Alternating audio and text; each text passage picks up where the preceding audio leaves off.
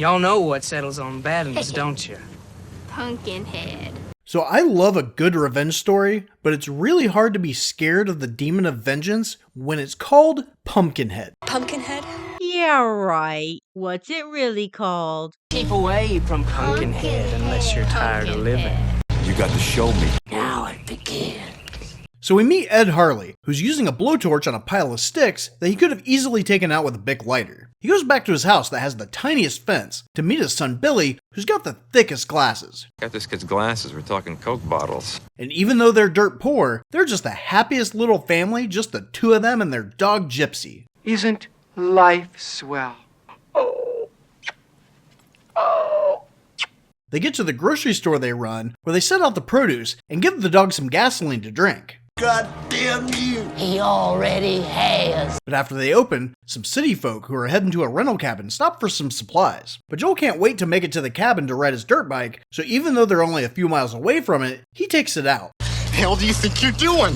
Then this guy Mr. Wallace shows up with his 5 grandchildren in their finest potato sacks. I want to take a picture of this. He goes inside, but leaves the kids to guard the truck. The little boy steals Gypsy's ball, so his siblings tell him that a demon is gonna murder him for it. These people can get pretty weird. They're all, Pumpkinhead's gonna get you! And then they circle him reciting a poem, which scares the shit out of Tracy. But Ed remembers that he forgot Mr. Wallace's feet at the house and offers to go back and get it for him. But Mr. Wallace has more important affairs to attend to and needs Ed to deliver it to his house. So even though he doesn't need the feed until tonight, Ed sees these dipshits are riding around his property and is like, it's probably fine, and leaves his 8-year-old son to watch the store.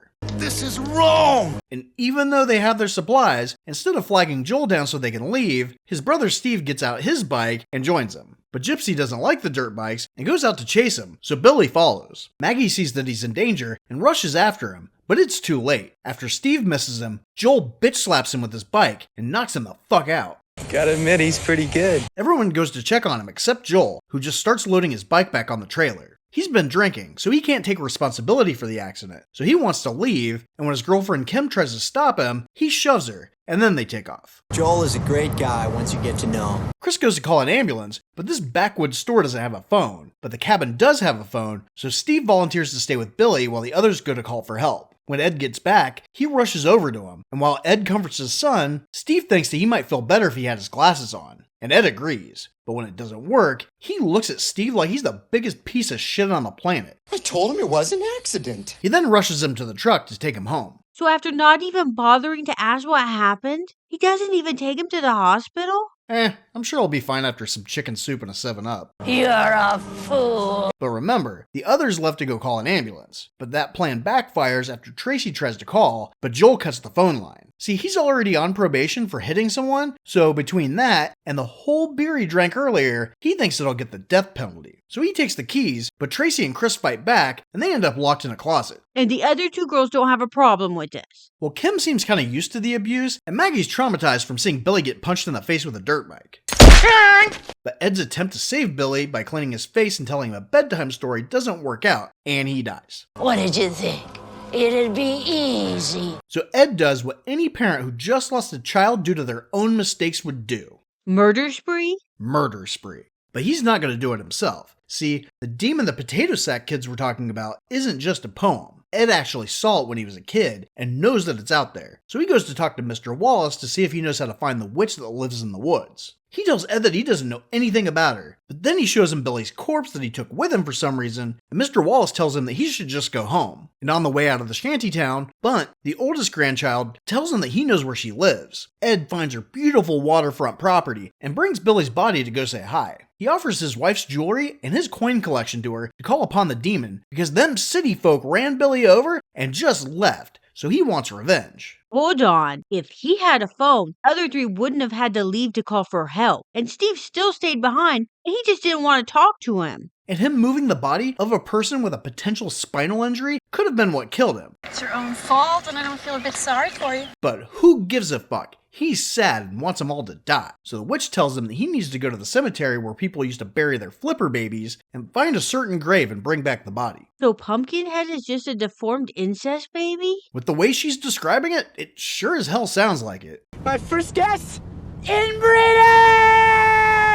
Hey! So Ed goes, but tries to take Billy with him for some reason, but Haggis is like, yeah, I'll watch him. Some things I gotta do to it before it'll be any use to you. So Ed wanders through the woods in the middle of the night, but knows how to get to the cemetery because the path is decorated with skeletons. Cause you never know what you're gonna find in the jungle, yo. He gets to a pumpkin patch that basic bitches would not want to visit this fall, and he sees a raised grave and starts digging. When he finds the body, he has a what the fuck am I doing moment, but then he's like, oh yeah, Billy's dead and those city folk need to die. So he gets the body back to Haggis's, and she takes blood from both Ed and Billy, so I'm guessing it's a good thing that he's been lugging his corpse around all day. What'd you do, Daddy? She feeds the blood to the tiny Pumpkinhead body, and it gets huge. So she tells Ed to fuck off, and he almost gets into an accident leaving her place, so I guess she had a booty call on the way. You gotta promise not to tell nobody, not a soul.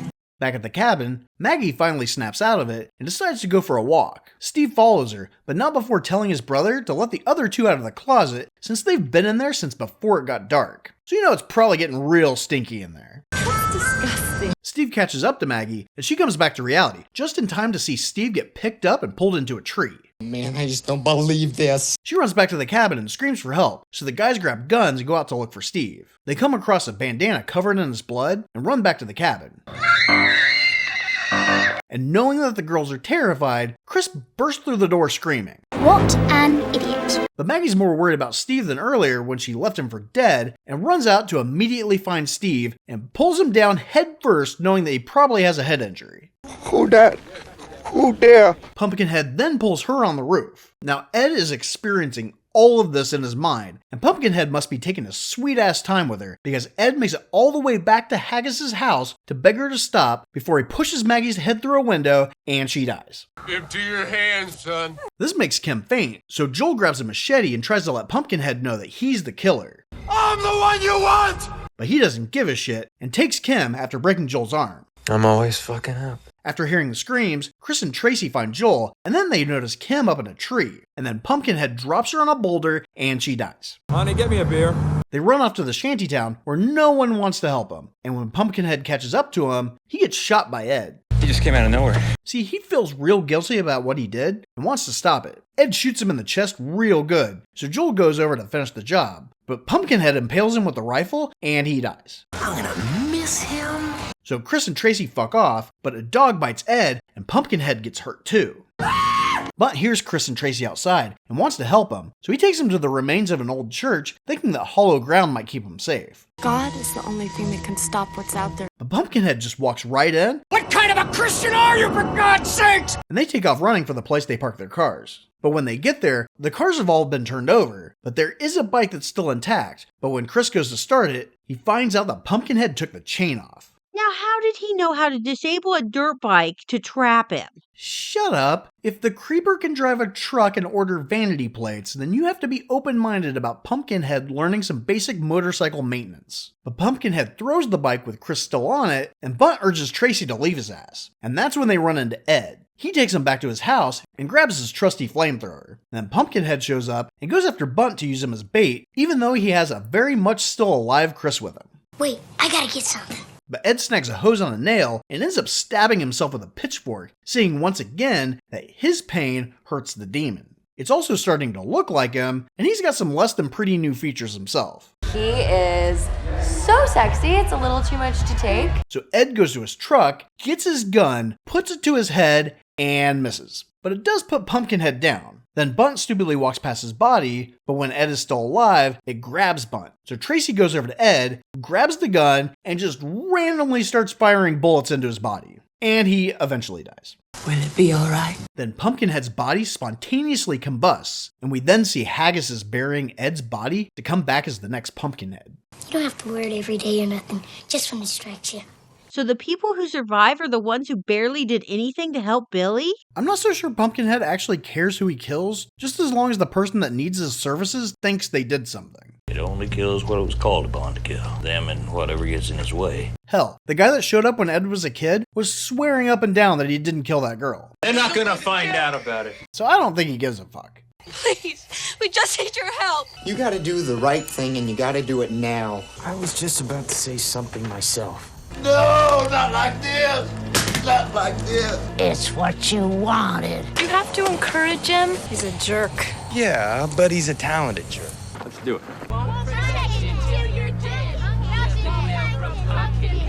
You get to bed. You get to bed like I told you now.